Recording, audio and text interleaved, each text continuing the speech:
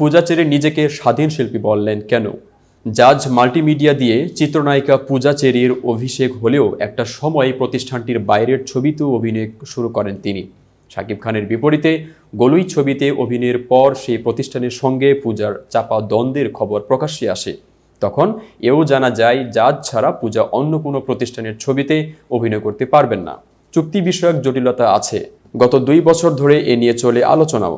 বিষয়টিতে দ্বিধায় পড়ে পূজাকে নিয়ে কাজ করতে চাওয়া অন্য পরিচালক ও প্রযোজনা প্রতিষ্ঠান। গত রোববার দুপুরে পূজা গণমাধ্যমকে বলেন, আমি একজন স্বাধীন শিল্পী, সবাই আমাকে নিয়ে কাজ করতে পারবেন, কারো সঙ্গে কাজ করা নিয়ে বাধ্যবাধকতা নেই।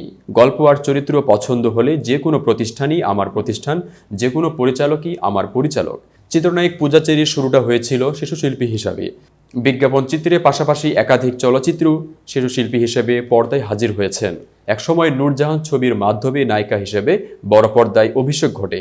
প্রযোজনা প্রতিষ্ঠান জাজ মাল্টিমিডিয়া নায়িকা পূজা চেরিকে সবার কাছেই পরিচিত করে। এরপর থেকে একে একে কয়েকটি চলচ্চিত্রে অভিনয় করেন। নায়িকা পূজা চেরির দ্বিতীয় ছবি পোড়ামন 2 তাকে নিয়ে আসে আলোচনায়। এরপর আর পেছনে ফিরে তাকাতে হয়নি তাকে। এই ছবিটিও ছিল একই প্রযোজনার প্রতিষ্ঠানের।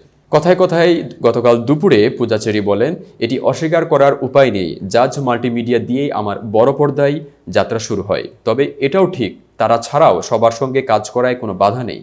জাজের যদি মনে হয় আমাকে তাদের ছবিতে লাগবে তাহলে লাগবে, আবার আমারও যদি জাজ মাল্টিমিডিয়ার ছবির ভাবনা পছন্দ হয় আমিও শিল্পী হিসেবে তাদের সঙ্গে কাজ করব। বিষয়টা মোটেও এমন নয়। তাছাড়া আমি কারো সঙ্গেই কাজ করতে পারবো না।